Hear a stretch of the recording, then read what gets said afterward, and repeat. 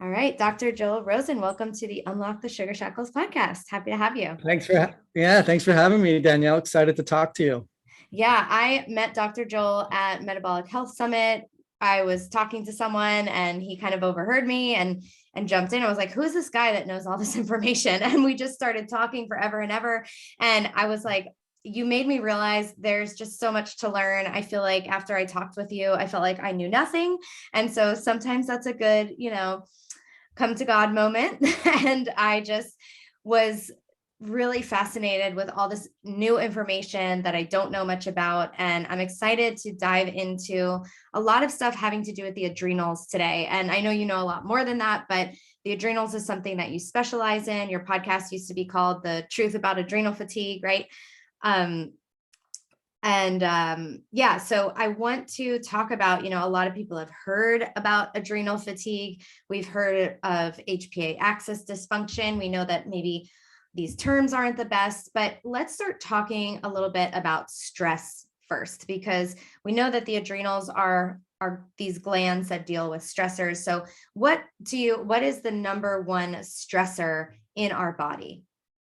Yeah, no, great question. And sorry that I didn't wanted to make you feel that way when we talked when we met you. It's okay. I think we were talking about vegan and protein and then how you can't tolerate that. And then we started to talk about gut health and this, that, and the other. Next thing you know, we were getting into genetics and iron. And anyways, and also as per your recommendations, because I had you on my podcast the other day, I have switched it back to your adrenal fix. So we're back there. Thank you very much. Yeah, sure. And but the number one stress in the body. So whenever I talk to my clients that I work with one-on-one, before we get started, we have a sort of a discovery call.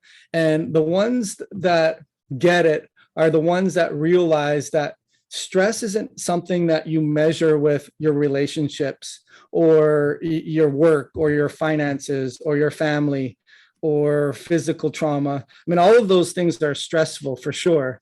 And even if you feel like your relationships or your work or your finances are something you're really happy with, that doesn't mean you don't have some kind of stress from those things themselves.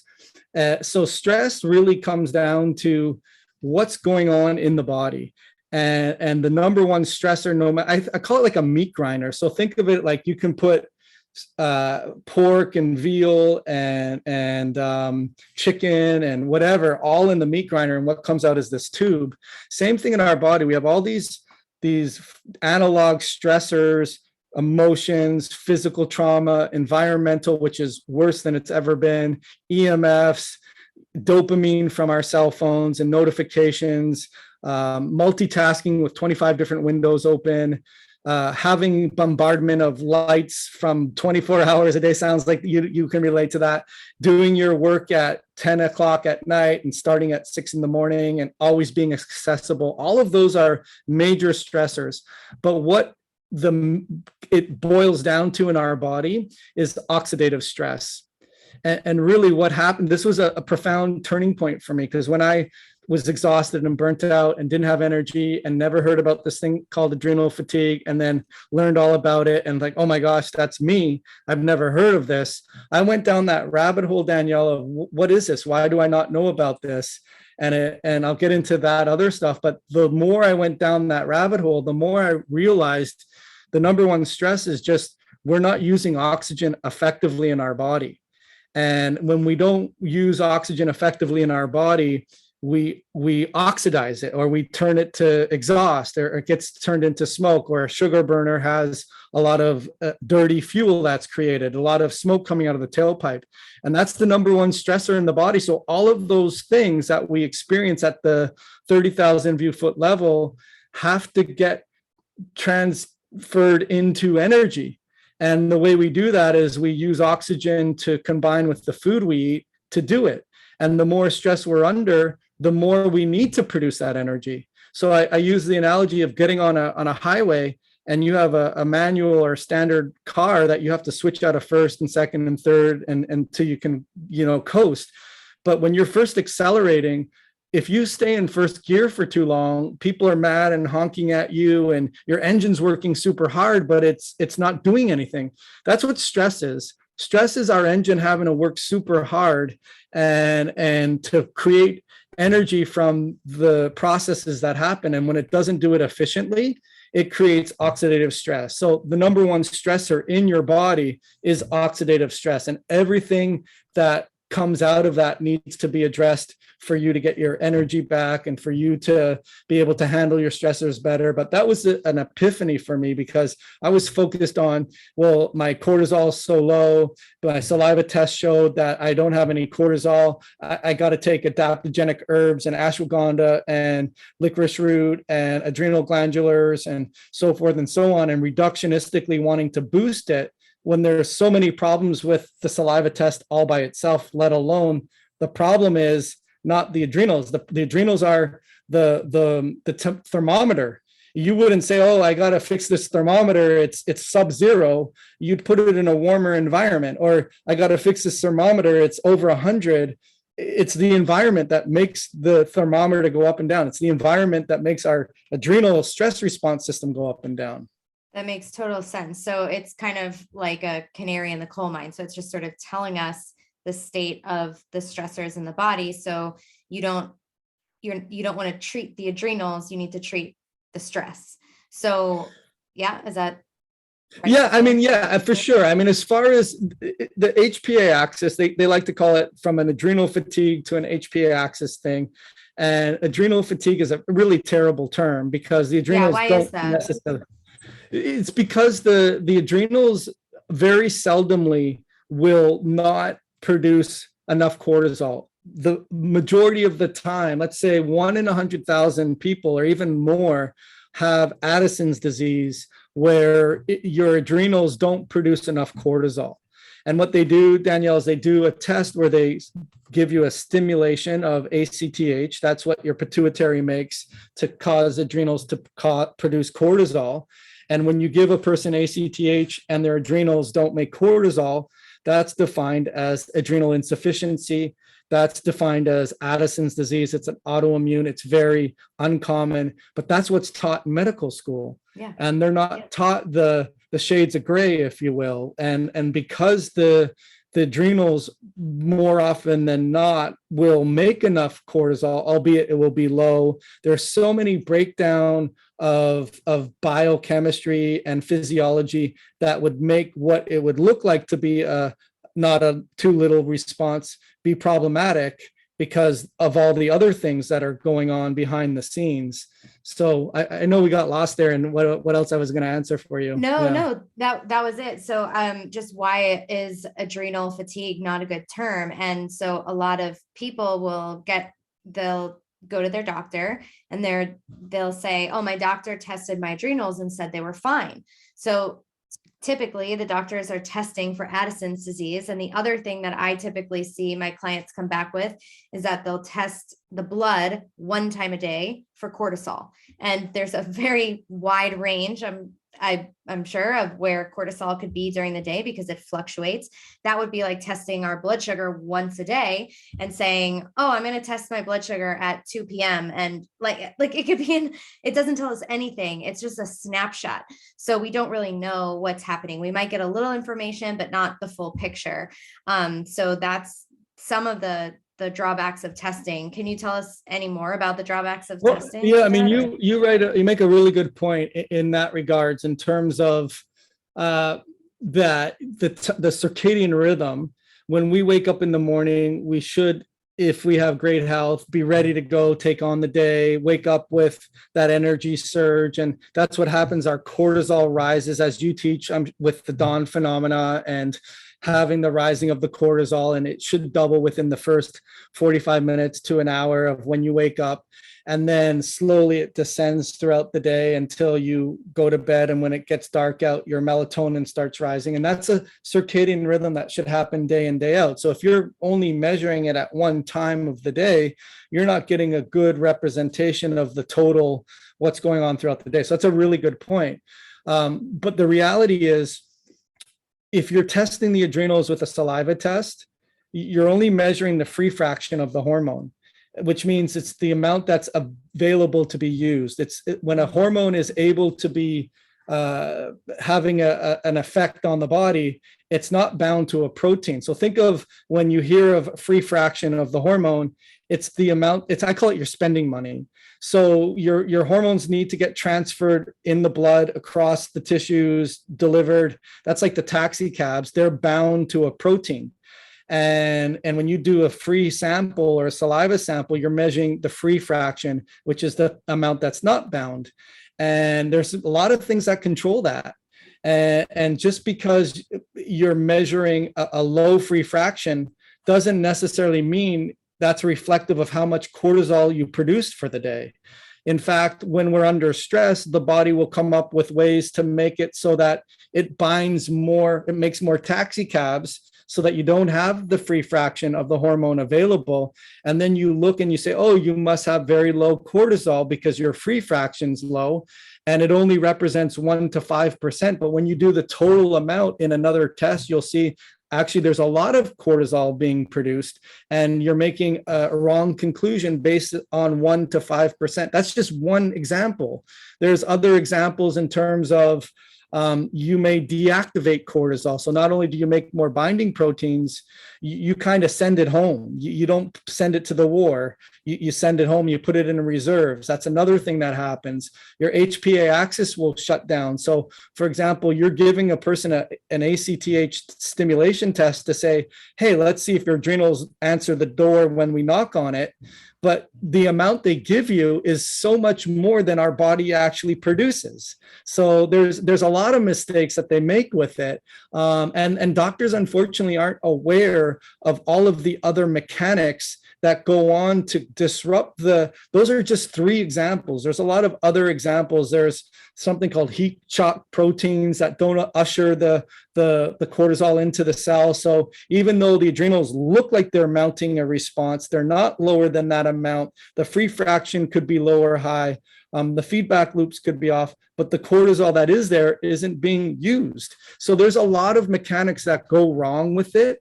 And combine that with the fact that unfortunately doctors don't keep up with the research, and combine that with the holier than thou attitude, and combine that with the fact that when they are taught in their school, and I think they mean well, and hey, we learned that adrenal insufficiency is an autoimmune disease and there's no such thing as an adrenal fatigue issue. You're just someone that reads the internet and you're going to be kind of that annoying patient. That's where it runs into problems. Like, look, this person that's exhausted and tired and frustrated and doesn't have energy isn't doing it for attention. They want help and they don't want to be marginalized or condescended or be told that they're normal or that they should just be put on a pill or whatever.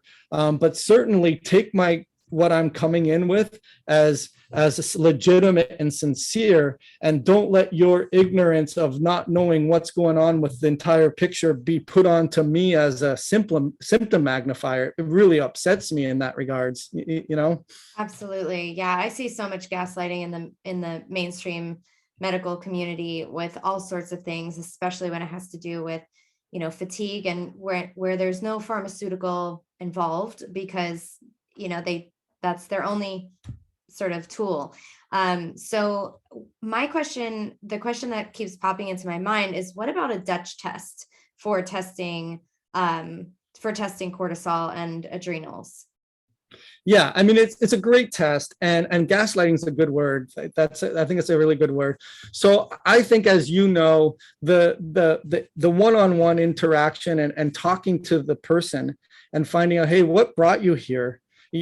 Tell me a little bit about your life. I'll have consults with people and they'll tell me, yeah, I'm a homeschool mother of 4. And I was like, okay, I already know why we're on the call, like they tell me about their marriage or tell me about your job. Do you enjoy it? What was your childhood like? All of these things, you already kind of have an idea with that already. And then I think the history, like I crash in the middle of the day, my circadian rhythm is off, I'm more energized at night, I have a lot of brain fog, my libido is down, check. Like, okay, I could pretty much tell you that, have you been under a lot of stress for a long time? You have a stress response problem.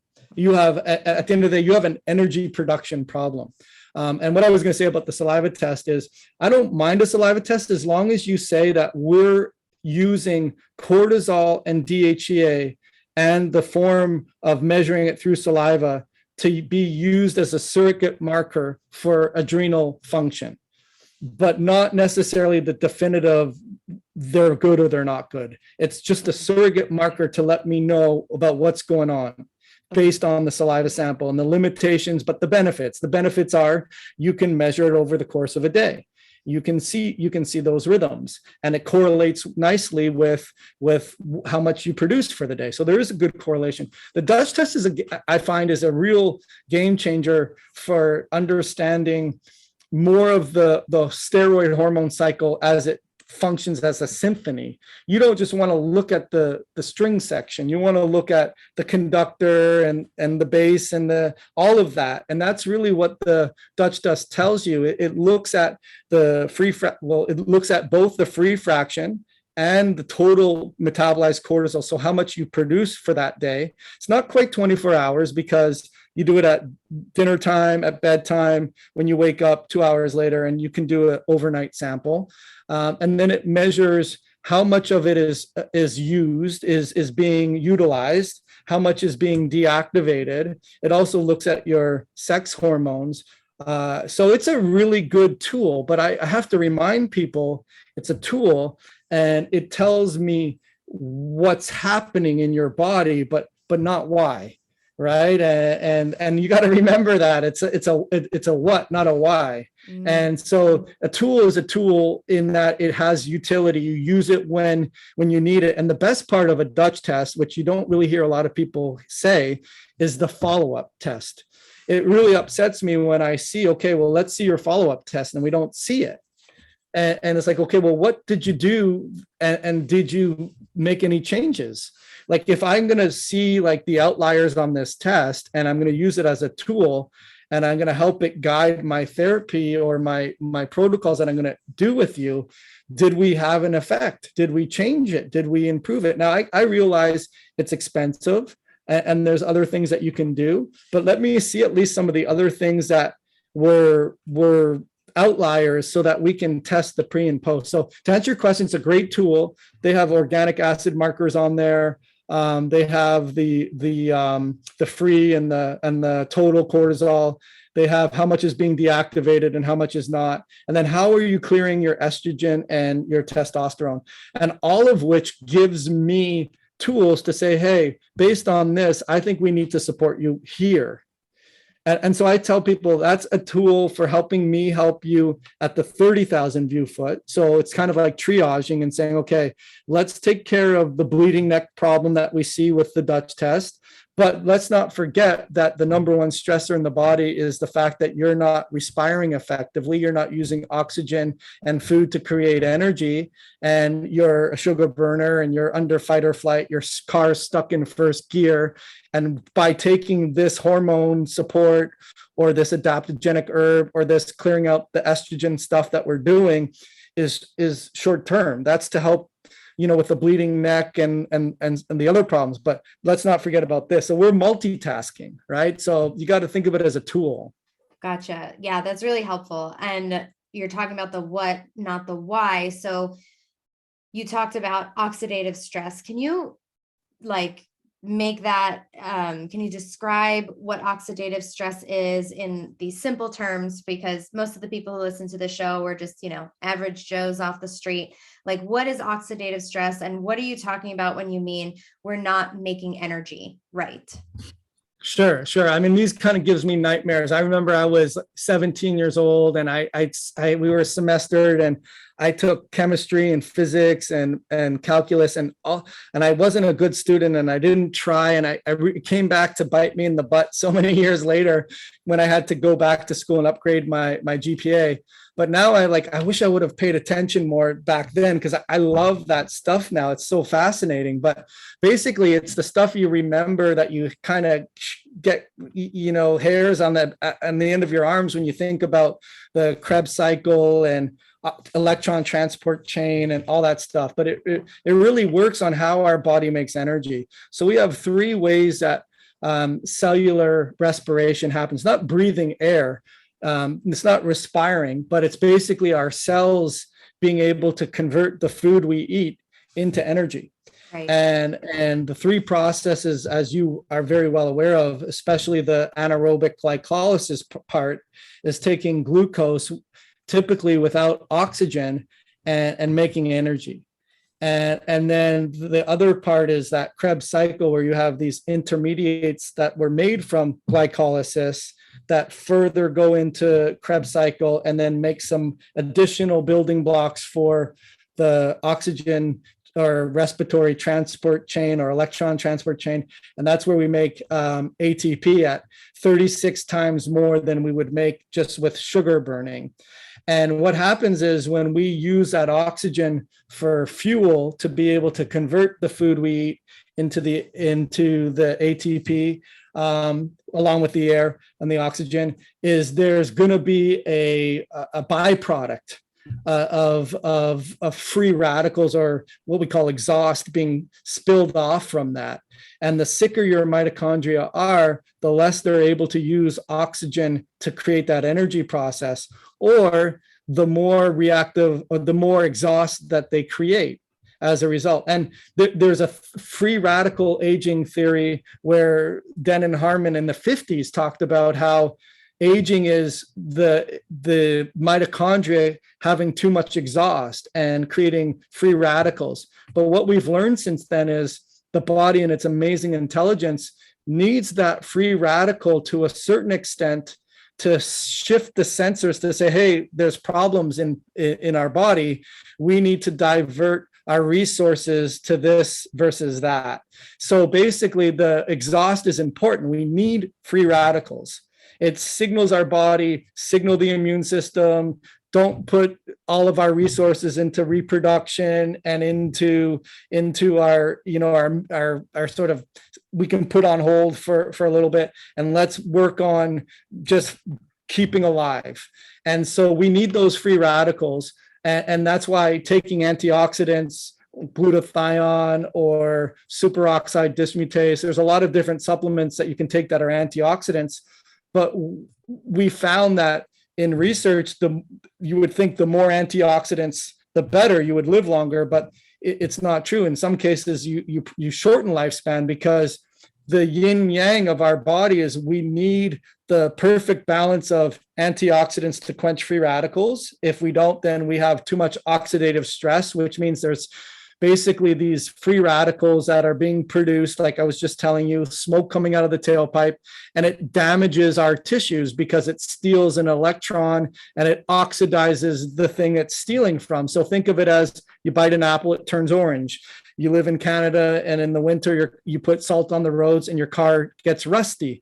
Those are oxidation. So basically that happens in our body when our body has too much exhaust. But at the same time, if we put too much antioxidants into the system and we don't have enough exhaust, then we are not signaling our immune system to fight the battle. So that's kind of like the best way I would explain it. Yeah, that it kind of reminds me of how, fats help us to inflame and anti-inflame, and inflammation is the immune system working. And so, there's stories of people taking like mega doses of fish oil, and they're like, their immune system doesn't work because it's not supposed to not be able to inflame. So we need that. Just like almost everything in our body, it's not more of one thing is better. It's what's the right balance, because we need to be able to tap into both. There's both functions for a reason. So how do we, maybe like what goes wrong that this starts happening? Like, why do we have this inability or deficiency in creating energy? And what starts to go wrong, or why could we have problems with this? Yeah, I mean, it's a great question. I always bring it down to the supply and demand. At some point, your demand to make energy, it will exceed your ability to. And when that happens, you're just like, you used the example where if you have a job and your expenses exceed your income, you're going to have some decisions to make. Right. And the same thing in your body. So ultimately, the environment really sucks that we live in nowadays. I mean, the reality is with EMFs and blue lights and exhausts and fumes and pesticides and sprays and the lack of minerals in our soils and the to-do lists and the constant bombardment of everything, let alone plastics and hormone and estrogen disrupt. I hate to be like the sky's falling, but there's a lot of stressors, and that increases our demand to make energy. And you kind of, very simple terms, if to keep healthy, you need enough of the good stuff and not too much of the bad stuff. But the reality is we don't have enough of the good stuff and way too much of the bad stuff. And our body isn't able to adapt at the rate that we need to. And I'll tell you one more thing that I do. I do a lot of genomic test interpretations, and we're seeing these perfect storms of people that don't clear their glutamate, or they make more glutamate, which is an excitatory neurotransmitter, or they don't clear their adrenaline or their dopamine. And a lot of these genes are known as warrior genes, meaning that you were able to, in times of famine and stressful times in our ancestry, you would be able to survive because you have these inheritable gene strengths that allow you to not have as much fuel or nutrients as you needed to. But now those same inheritable strengths that were passed down based on our environment are weaknesses now, because we have glyphosates on our soils, and that reduces our ability to reduce glutamate. And then we produce, or we keep it around longer based on our genetics. So you have this perfect storm of the environment, along with too much of the stuff we don't need, with not enough of the stuff that we do need. And then at some decision, like you'd have to do with your own 30,000 view foot decision making, you have to say, okay, we can't do reproduction because we don't have the ability to. We just need to be able to increase our heart rate when we have stress, or increase our blood pressure, or if it's hot out, make us colder, or if it's cold. And a lot of people can't even do that, and they call that POTS syndrome, right? So the bottom line to your answer, what goes wrong is we don't have the minerals that we need to be able to get oxygen to work for us instead of work against us. And we have too much demand to make energy, and we don't have enough supply. That's the easiest way I could describe it. Wow, it's so much information, but such a good way of looking at it. And it's different from, taking the adaptogens and, Right. taking adrenal glandulars. So let's talk about the minerals. Tell us more about what, there's a lot of, I'm sure people are like, okay, I need to get minerals. Like, what do I need to do now? So take us through what that looks like and what these imbalances might be. Yeah, I mean, so keeping it simple, if we were able to remineralize, and I think there's a lot of things that are great that are out there that are remineralizing our soils, and I always defer to that first. If you're able to get an organic farmer, and even that you kind of have to be suspicious of because of runoff and just fumes and stuff, not to be completely neurotic, but starting with our food, we want to make sure we're getting good quality foods in our minerals, and it's what the earth has made for us, for sure. But as far as the food is number one, right? And even then, I still don't feel like we're getting the amount that we need. So we look at three of the key minerals are copper, magnesium, and iron. You have other ones that are obviously very important, and that the periodic table is really important in terms of how our body works, right? We're really from the earth ourselves. But copper, which has really been brought on my radar from Morley Robbins and the Cure Your Fatigue book, copper is sort of the chef of the restaurant, and it really helps to get iron moving out of tissues. It helps to clear the exhaust, and when we're depleted from the soils, we don't get enough of that copper. And we've also put enriched iron in our foods, and then we have all of these other chelators or strippers of copper, like glyphosate and a lot of other nutrients that we eat will deplete your bioavailable copper. So what happens is that iron that we get way too much of, because if it's in our foods and we don't have the available copper, and we also eat lots of red meat and so forth, that iron, and there's genetic issues, the iron gets stuck in the tissues because the copper is not helping it move out of the tissues. And then the oxygen, instead of binding to iron and hemoglobin and being used for ATP, is sticking in the tissues and oxidizing and really rusting. And you see a lot of women that have endometriosis or fibrocystic issues or cysts. Those are, for me, automatically, I think about what's going on with the iron status. And a lot of them will say, well, so funny you say that because I'm anemic. And it's not that you're anemic, it's just you don't have the ability to move iron out of tissues and you're not seeing it in the blood, but it doesn't mean you're anemic, and you don't throw more iron at it to fix it. But when that happens, Danielle, it burns up all your magnesium. So that's the real key is making sure that you're keeping your copper bioavailability high by mostly removing things like obviously eating as much organic foods that don't have pesticides on it. A little more of the controversial issues are zinc, vitamin C, that's ascorbic acid, and vitamin D, which has been known as the cocktail. And those have been shown in the research, which is irrefutable, to deplete your ability to get copper available. And what are we doing is we're taking all those things. So a lot of the times it's removing the things that deplete your bioavailable copper, getting lots of really good food sources that have minerals, obviously not getting the iron and the enriched foods that you're eating, and then controlling your consumption rate. So I always say, like, what's stressing you out? Like, be aware of what causes your pulse to go up, because that's going to demand you to use oxygen more, right? So the minerals are key, but it's also being aware of what's stressing me that requires me to make more energy, and can I control that without nutrition or supplements? What can I do about how I think about it and how I breathe through it and how I'm grateful and how I celebrate, and be able to work on that aspect of it too. Yeah, that's really helpful. So do you use HRV training in your practice? Yeah, I mean, I got two things right now. Like I got the Aura Ring and the BioStrap. Yeah, and it's an awesome thing because it can measure your stress and how well you're doing objectively, and you can actually see it improve.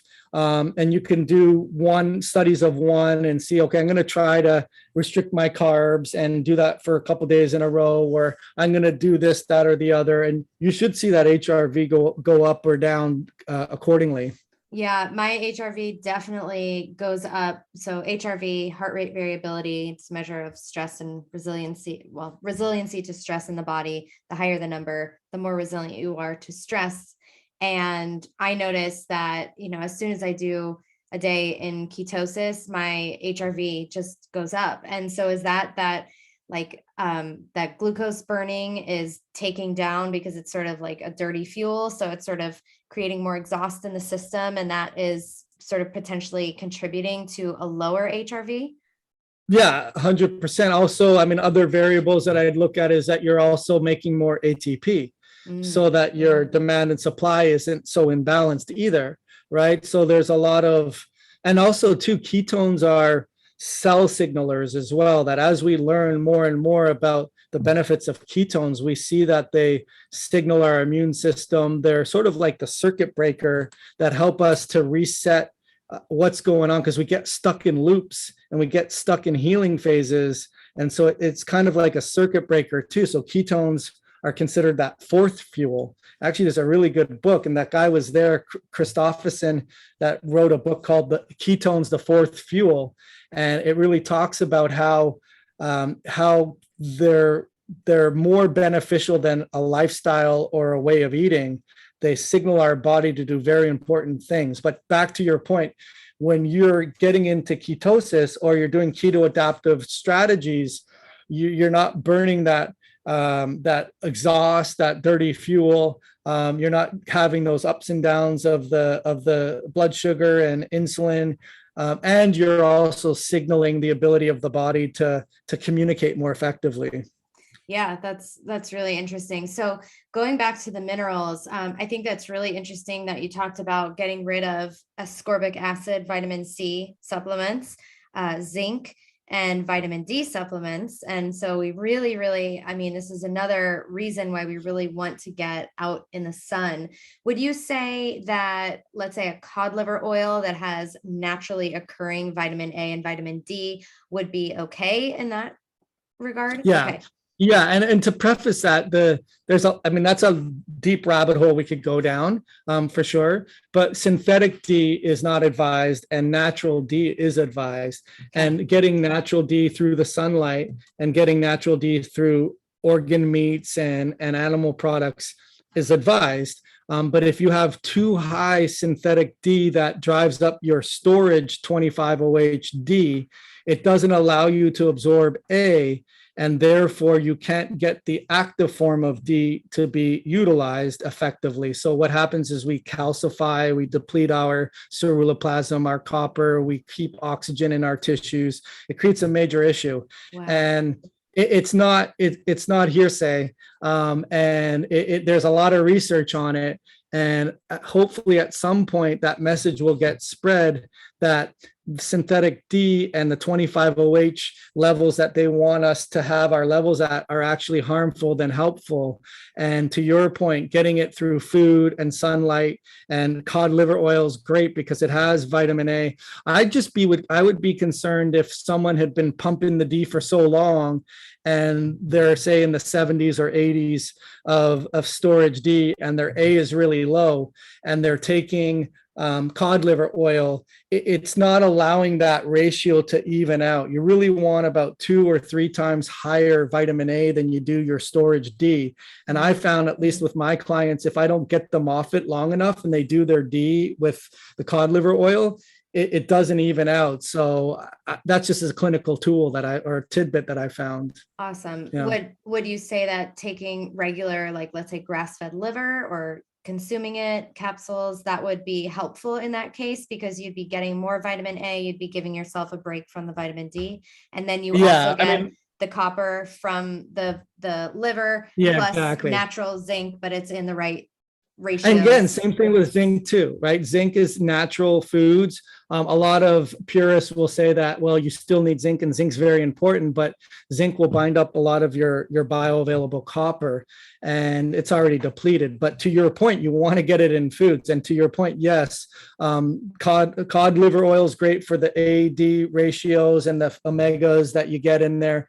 But beef liver is amazing as well, because its profile, you're getting copper, you're getting magnesium, B vitamins, you're getting all the necessary vitamin A, the things that you need out of those as well. And some people don't like it. I don't like it. So I would rather get a desiccated form of it, right? Yeah, swallow it as a pill for sure. I just did a podcast episode all about organ meats. So for different ways to get it into your diet, make sure you check out that episode with Chef James Berry. But so what are some foods that are naturally high in copper that people can be sort of putting in their diet to go out of their way to consume some of these? Yeah, I mean, to what you just said, I mean, organ meats, right? You're gonna get them in organ meats for sure. I know usually seafood and mollusks and oysters and stuff like that are very high. I think even mushrooms have them as well, but some people are concerned about with that. A really good source, what I teach my clients, is go to somewhere called nutritiondata.self.com, nutritiondata.self.com, and then it has a nutrient search. And you could put in the foods that are highest in copper or zinc. And so we use that as a tool for our clients. And then they can go into different sections like vegetables, meats, legumes, and then you'll see the list that has the highest and lowest in there. That's really cool. That's a great resource. And so I will link that in the show notes. So thanks for sharing that with us. And so I guess, is there anything else that you think that would be helpful for people to know about this sort of new way of looking at adrenal dysfunction? Like, maybe some things that other people get wrong. Like we talked about, like going in and giving, adaptogens and all these things. And while they may be helpful in the short term, they're not addressing the real problem. You talked about looking at, what is causing our stressors, getting out of a chronic sympathetic state, like anything else that you want to add to help in this case? Yeah, so I will say this like in a proud kind of thing, is that I'm a real nerd when it comes to all things adrenals, because as Danielle, I had not to toot my horn, but I had graduated in exercise physiology. I had graduated in a degree in psychology. I had just finished chiropractic college, and I knew a lot of information, and I had never heard of this thing called adrenal fatigue. And the description of what I read was like, oh my gosh, this is exactly me. Like, how have I never heard of this? And I thought, well, this is related to stress and to sugary diets and to caffeine and to late night hours and exams, and how that's an everyone must have this, right? And so I've continued to go down that rabbit hole further and further and further, and came out the other side of energy supply and energy demand, and balancing the two, and using oxygen for you versus against you. We haven't even talked about adrenals in that instance. Yeah. But talking about the adrenals by themselves, they're an amazing gland in the sense, if you think about what they do, and they're so small, they really are an anabolic gland, and they're a catabolic gland. So anabolic meaning they make the precursors for your testosterone, your DHEA, and they also make catabolic hormones, glucocorticoids, in terms of cortisol. And our body is really meant to be a seasonal calendar, monthly, daily rhythm that we go through. And depending where we are in our life cycle, we sometimes, when we're in the early phases, we want growth, we want muscle, we want lean mass, we want strength. And then when we get into our middle years and our later years, we want more breaking down and clearing out and removing, and not necessarily growing, but continuing to maintain our strength and our vitality. And so we have this yin yang in our body of grow and build, and break down and clear out. And the gland, the adrenal gland itself really epitomizes that aspect. So what I'd like to tell people is, think about it as, depending where you are on your life cycle, you need to harness both.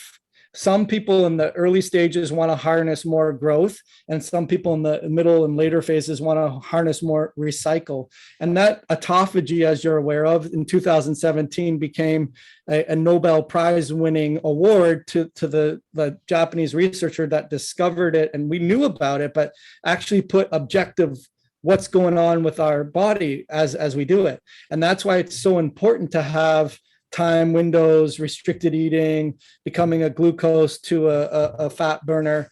But really, that's where we want to harness the autophagy through restricted eating patterns. And I think it's really important to do either a 5-1-1, where one day a week you're not eating and one day you're refueling, or a 4-2-1, or where 2 days you're doing a feast cycle, a famine cycle.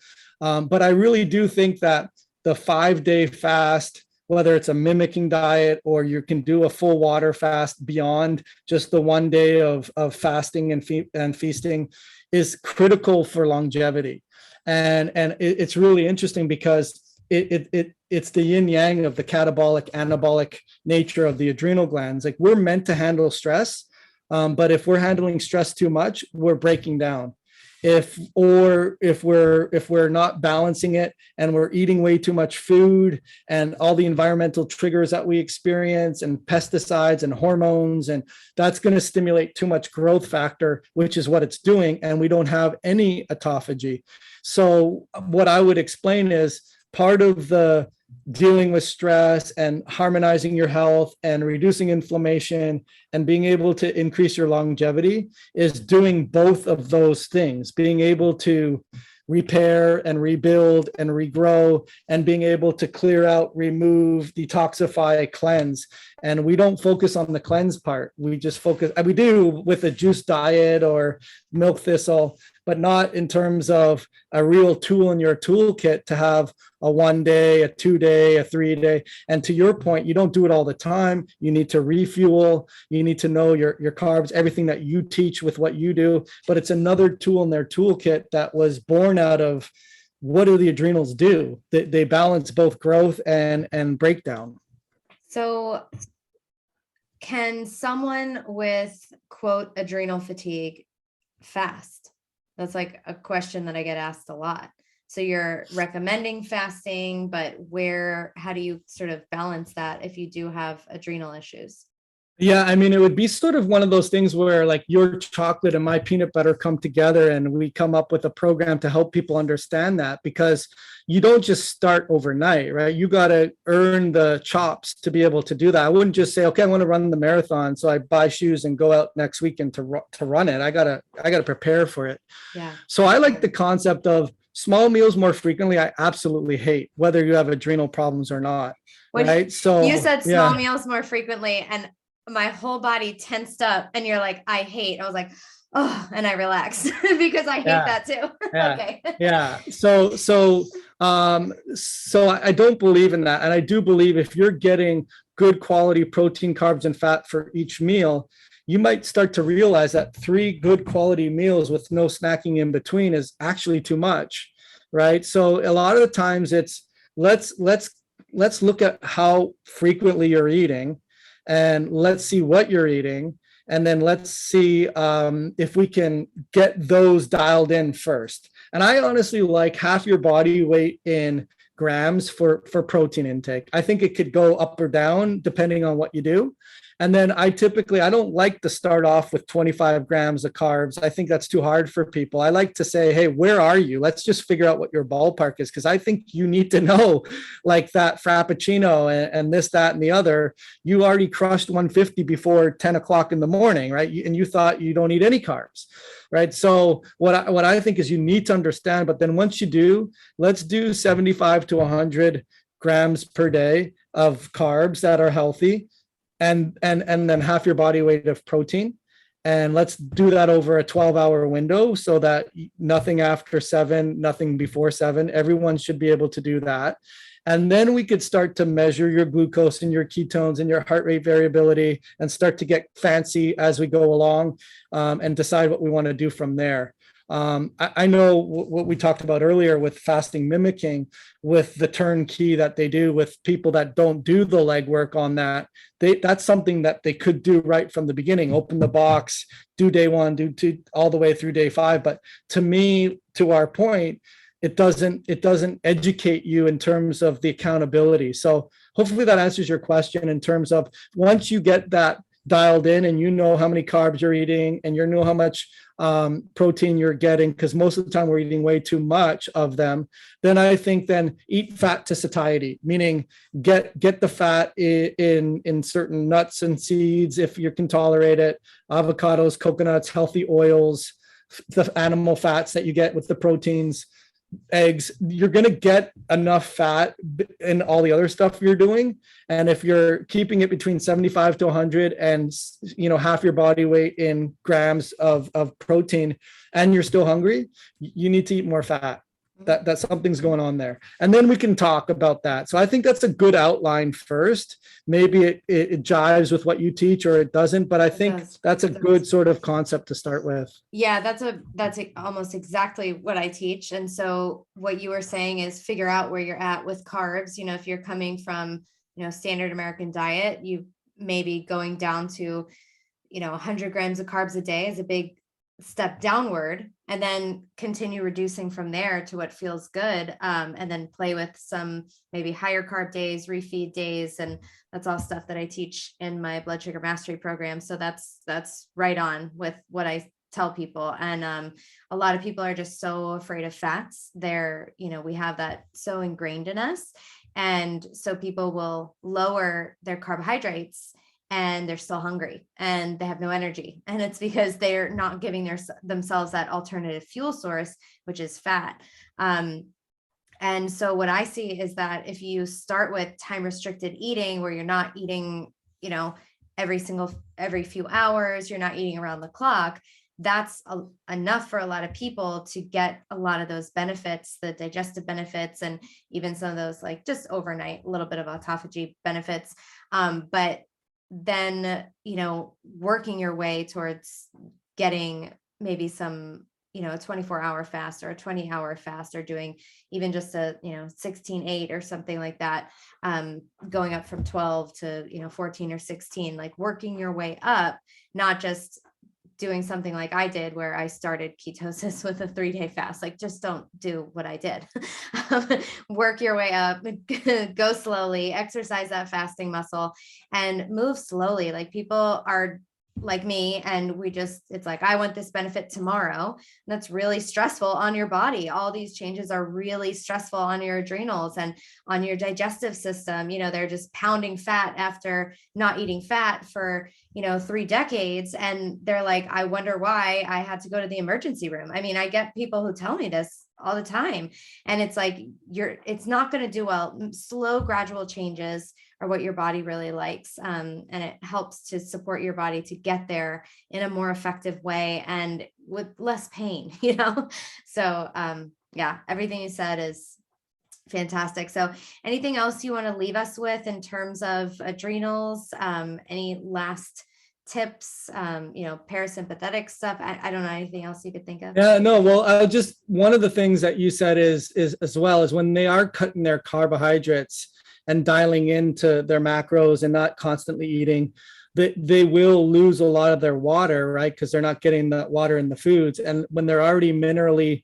deficient and or depleted, and their demand and supply is off, it's that much more important to make sure you're getting your minerals. So I would just add that. But the other thing I would add is, one of the big things that we've been doing with our clients is we have them fill out a self-actualizer at the very beginning.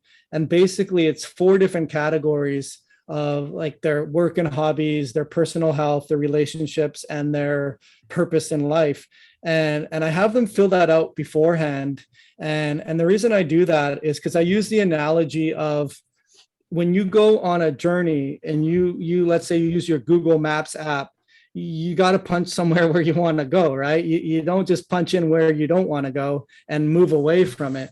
And I feel a lot of people do that, where it's like, well, I don't want this, I don't want that, I wish I didn't have this, I wish I didn't have that. It's like, okay, well, what do you want? And it's like, well, they tell you I don't want this. I don't know. I'm like, okay, well, I have a magic wand, I'm a genie. I just want to hear, like, what is it that you do want? And so we help people crystallize that. And I think that's free. Like, that's not proprietary information. That's something that you should be doing right now. Because I had actually a call with someone this morning, and I asked her that question, and she's, started to cry, and I let her have her moment. And she was really thinking about, I could see the wheels spinning in her head when I asked her that. And it's like, no one gave her the permission to think that anymore. Because when you've been so exhausted and tired, and you're not working, and this, that, and the other, it's just what's not working.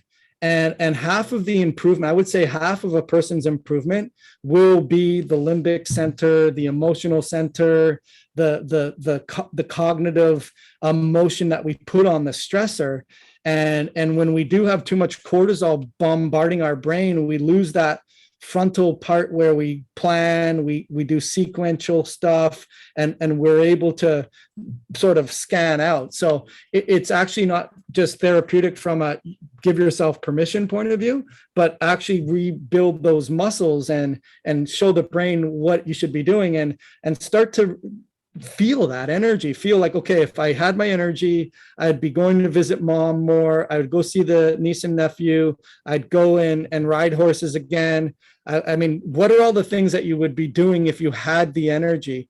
And then not waiting for things to be perfect before you do. You don't just show up at the airport, okay, I'd like to go to Hawaii, and I'd like to, stay at a hotel for 7 days, and you plan it first. Right. So plan that. I think that's a big part of what's missing from getting better, to be honest with you. I couldn't agree more. And that's something that I talk about with a lot of my clients. I say, can you visualize what it's like to be well?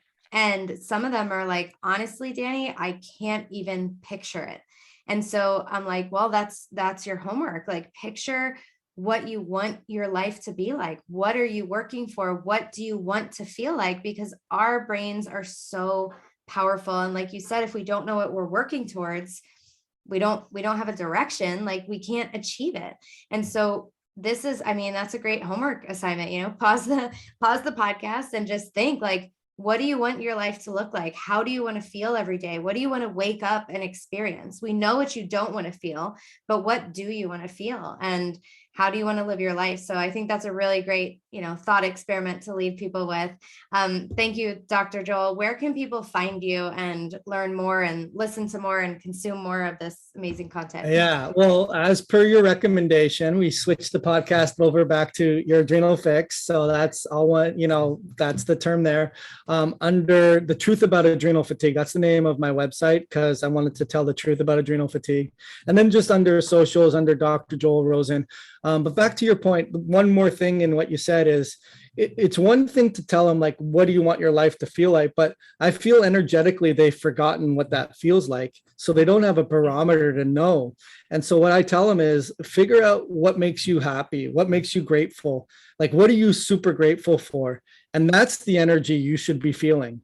Right. And that's because you think of it as like a resonance glass where the opera singer sings and she breaks a glass because her pitch was the same as the pitch of the glass and it causes it to break.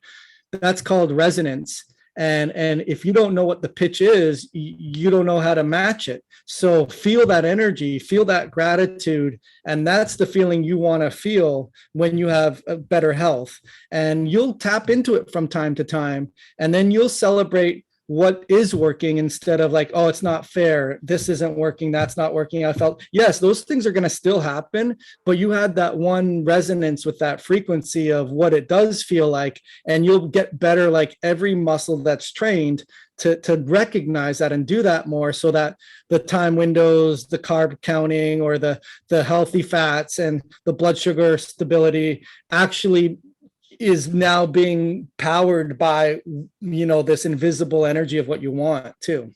I love that. Yeah. Gratitude is the single best way to tap into that. And a lot of people are like, God, it's so hard to be grateful for things. It's like, well, start with the basics. Start with, I'm grateful I can breathe. I'm grateful I can see. I'm grateful that I have hands. I mean, start with the basics if that's all you can start with. And really, I mean, there's so much to be grateful for when you go back to even that little level, because if you can't say, oh, I'm thankful for my house because right now my house has mold and it's triggering, start with something non-triggering, right? But feeling that feeling of gratitude sets you in alignment with, matching up with that frequency. That's the law of attraction. I mean, you can take it, out there woo-woo, but that is grounded. It is founded in science. And it's a beautiful reminder, because it's something that we all can tend to forget because we're just dealing with problems, trying to, keep up with the to-do list. So thank you for that beautiful reminder.